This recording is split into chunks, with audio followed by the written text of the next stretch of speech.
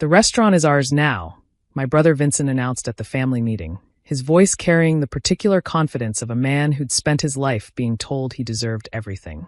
"Dad always said business isn't for women. The split is 50-50 between me and Tony. The lawyers are already drawing up the paperwork." My other brother laughed from across the table, already calculating his share of an establishment our father had spent 43 years building from a single pizza oven into the most beloved Italian restaurant in 3 counties. "You can still host us on weekends, Elena. We'll pay you $8 an hour, family discount." I sat in my father's chair, the one he'd occupied every Sunday for as long as I could remember, and set down the folder I'd found hidden in his toolbox 3 days before his funeral. Handwritten pages, notarized signatures, and a truth my brothers hadn't expected anyone to discover. "Funny," I said. "Dad's handwriting says something different. Let me tell you about the restaurant my brothers tried to steal, and the father who made sure they couldn't." Benedetto's Trattoria opened in 1981. My father, Marco Benedetto, had arrived from Naples with $400, a family recipe book, and the kind of determination that treats obstacles as minor inconveniences. He'd worked as a dishwasher, then a line cook, then a sous chef, saving every dollar until he could lease a small space in a working-class neighborhood and open his own place. 43 years later, Benedetto's was an institution. 3 dining rooms, a banquet hall, and a reputation that brought customers from 50 miles away. Dad had never franchised, never opened a second location, never diluted what he'd built. One restaurant done perfectly. His death from a stroke at 71 left a void that couldn't be filled, and an estate that my brothers immediately moved to claim. Vincent and Tony had always been Dad's sons. The ones he took to suppliers, introduced to distributors, positioned as heirs apparent to an empire built on marinara and devotion. I was the daughter, useful for rolling pasta, hosting tables, and performing the invisible labor that kept the restaurant running while my brothers took credit. But I was also the one who'd actually worked there.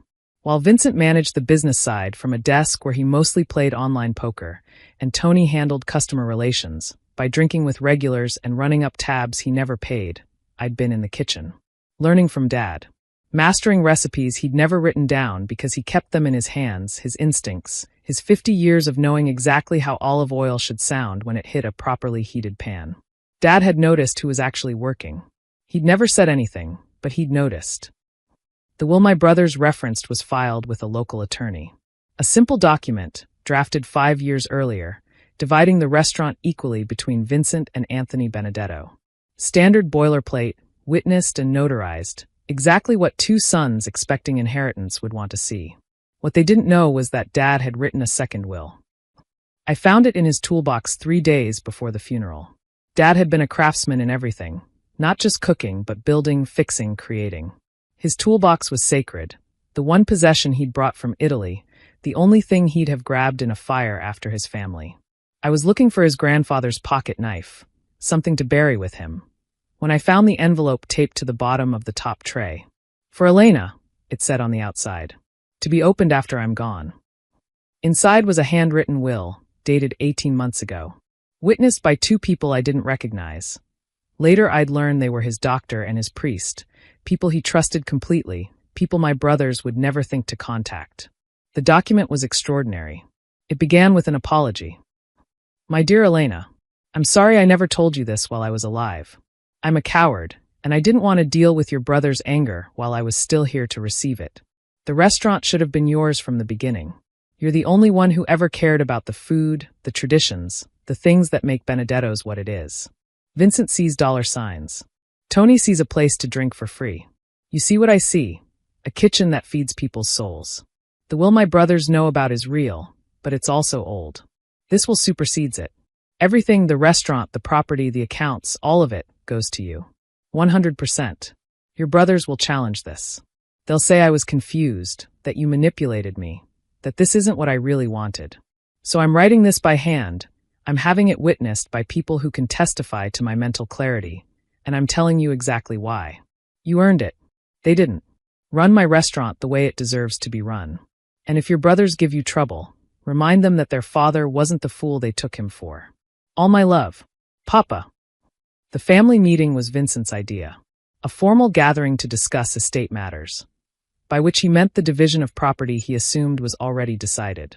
He'd even brought documents for me to sign, acknowledging my brother's ownership and accepting a minor cash settlement in exchange for walking away.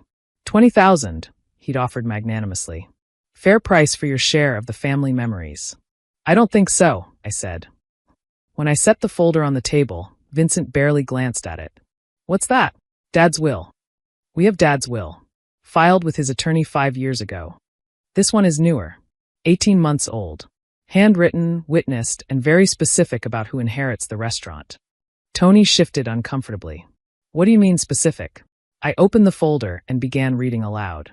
By the time I reached 100%, Vincent's face had gone purple.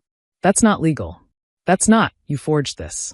It's witnessed by Dr. Carmine Rossi and Father Anthony Mellino, both of whom will testify that Dad was completely lucid when he signed, and that he asked them specifically to witness because he didn't trust you two to honor his wishes. Dad would never. Dad watched you for years, Vincent. Watched you steal from the register, inflate vendor invoices, collect salary for work you never did. Watched Tony drink away profits and harass waitstaff, and treat the restaurant like his personal playground. I kept my voice steady.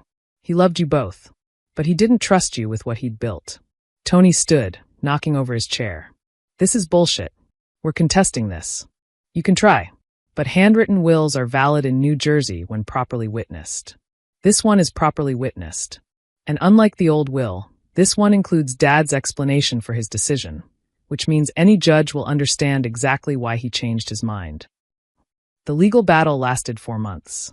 Vincent and Tony hired attorneys who challenged the will's validity on every possible ground: undue influence, diminished capacity, improper witnessing, forgery. None of it stuck. Dr. Rossi testified that he'd examined my father monthly and found him sharp and determined until the end. Father Mellino testified that Marco had discussed his decision extensively during confession, asking for guidance about protecting his legacy from sons he described as takers, not builders. The handwriting analysis confirmed the will was authentic. The paper was dated correctly. The witnesses were unimpeachable. 3 months after filing, the probate court validated my father's final will. Benedetto's Trattoria, all of it belonged to me. The transfer was immediate. I walked into my father's restaurant, on a Monday morning and called a staff meeting. Some of you have worked here for 20 years, I said. Some of you started last month. All of you knew my father, and all of you know what this place meant to him. 47 employees waited. I'm not changing what matters. The recipes stay. The traditions stay. The commitment to quality stays. I paused. What changes is that we're going to treat everyone fairly, staff, customers, and yes, family members who forgot that respect has to be earned. Vincent and Tony had been invited to the meeting. Neither came. My brother's response was predictable. Vincent stopped speaking to me entirely. Tony showed up drunk 3 weeks after the transfer, demanding to be let into the office he'd never actually used. This is my family's restaurant, he slurred. You're just the hostess. I'm the owner, the legal owner, and you're not welcome here when you've been drinking. Dad never would have. Dad wrote a will specifically cutting you out. That's what Dad would have done. Did do. I nodded to the security guard I'd hired. Please escort my brother to his car. Make sure he doesn't drive. The restaurant thrived under my management. I implemented changes Dad had discussed but never executed. Modernized ordering systems, improved staff benefits, expanded the menu to include dishes he'd taught me but never offered publicly. Revenue increased 23% in the first year. Staff turnover dropped to almost nothing. It turns out treating employees fairly makes them want to stay. And the kitchen, the heart of everything, became what I'd always known it could be. My father's recipes, executed with the care he'd taught me, served to customers who sometimes cried when they tasted something that reminded them of their own grandparents' cooking. That's what Dad had wanted. Not Vincent's profit maximization or Tony's party venue. Food that mattered. Vincent came back 18 months after the will was validated. He looked different, thinner, tired, the particular exhaustion of a man who'd discovered that easy money didn't exist when he wasn't skimming from a restaurant his father had built. I need a job, he said. I looked at my brother, the man who'd told me I could hostess on weekends, who'd laughed when Tony suggested $8 an hour, who'd tried to take everything and offer me nothing. What kind of job? Anything. Things haven't gone well since. Since Dad's will cut you off? He flinched. I didn't mean those things I said. You know how it is in the moment. I know exactly how it was. You were taking what you thought was yours, and you couldn't imagine that a woman might deserve anything more. I considered for a long moment. I'll give you a job. Dishwasher. Minimum wage. The same position Dad started in when he came to this country. Dishwasher? I ran the business side. You embezzled from the business side. I have the receipts. I held his gaze. Dishwasher. It's honest work. It's how Dad learned to respect what a restaurant actually is. Maybe it'll teach you the same thing. Vincent took the job. He lasted 4 months before quitting. The work was too hard, the pay too low, the humiliation of scrubbing pots in the restaurant he'd assumed would be his too much to bear. Tony never came back at all. Last I heard, he'd moved to Florida, was working at some beachside bar, and had stopped telling people his family owned a famous restaurant. The folder still sits in my office. Dad's handwritten will, preserved in a frame, hanging where I can see it every day. His words remind me why I'm here. You're the only one who ever cared about the food, the traditions, the things that make Benedetto's what it is. He was right. I cared when no one noticed. I learned when no one was teaching. I built skills my brothers never bothered to develop because they assumed inheritance required nothing more than blood. Dad's handwriting says something different. The look on Vincent's face when I said those words is something I'll never forget. The absolute certainty that he was entitled to something, colliding with the reality that he'd never earned it. My father worked for 43 years to build something worth inheriting. His sons tried to claim it without contributing anything. His daughter actually carried his legacy forward. He knew exactly who deserved what he'd built. He wrote it down. He made sure I'd find it. And now Benedetto's is mine, not because I'm his child, but because I'm his student. The one who learned.